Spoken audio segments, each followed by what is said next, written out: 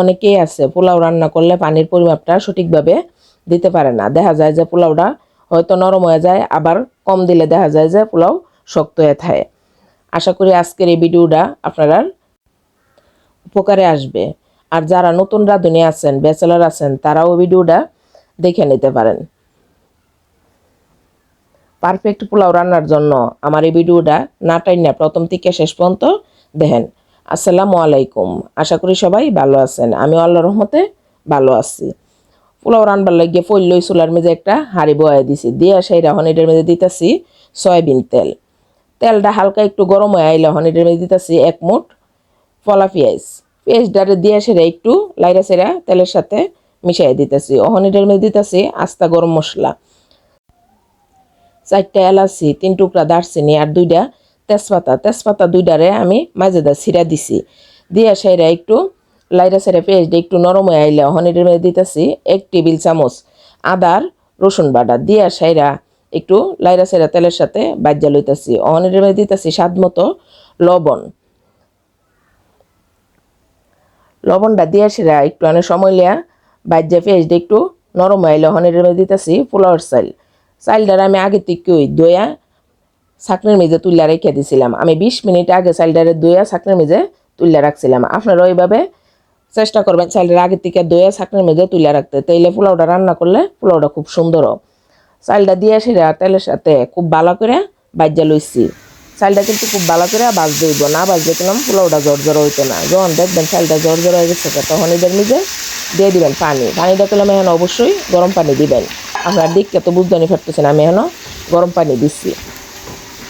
আমি যে মগটা দিয়ে চাউলটা নিচ্ছি এই মগটা দিয়েই পানিটা দিচ্ছি। আমি 1 মগ চাউল নিচ্ছি, এর ডাবল 2 মগ পানি দিচ্ছি। চাল যদ্দূর নিবেন এর ডাবল পানি দিবেন।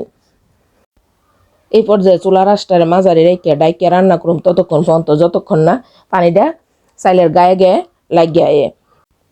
আমি 5 মিনিট পরে ঢাকনাটা খুললে অনেকটার উপরে দিয়ে দিতেছি গুঁড়া দুধটা দিয়ে সেরা চালটার সাথে লাইরা সেরা খুব ভালোভাবে মিশিয়ে দিতেছি।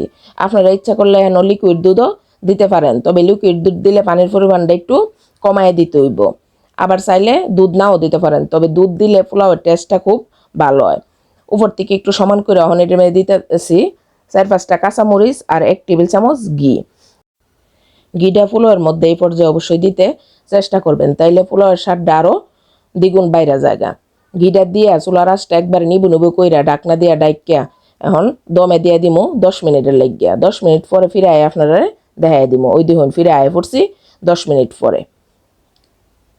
এখন নিচের পোলাওটা একটু লাইরা উপরে তুলে দিতেছে, আবার উপরেরটা একটু নিচে দিতেছি। আমার পোলাও কিন্তু একবারে সুন্দর হয়ে গেছে গা, আর দমে রাখার দরকার নাই, একদম জর্জরা পারফেক্ট পোলাও। আমি এখন পোলাওটারে লাইরা সাইরা মিশাই দিয়া চুলার থেকে নামায়া পরিবেশন করে আপনারা দেখাই দিমু কেমন হয়েছে। যারা এতক্ষণ ধরে কষ্ট করে আমার এই ভিডিওটা দেখতেছেন, ভিডিওতে একটা লাইক দিয়েন, কমেন্ট করে জানায়েন কেমন লাগছে, আর বেশি বেশি করে শেয়ার করে দিয়েন। আর যারা আমার ফেসবুক পেজ থেকে দেখতেছেন আমার পেজটারে লাইক ও ফলো দিয়ে রাখেন। আর যারা আমার ইউটিউব চ্যানেল থেকে দেখতেছেন আমার চ্যানেলটারে সাবস্ক্রাইব করে পাশে থাকা বেল আইকনটা ক্লিক করে রাখেন। আজকে এই পর্যন্তই, আবার আপনার সাথে দেখা হবে এরকম সহজ ও সুন্দর কোনো রেসিপি নিয়ে। সেই পর্যন্ত সবাই ভালো থাকেন, আমার জন্য দোয়া করেন। আল্লাহ হাফেজ।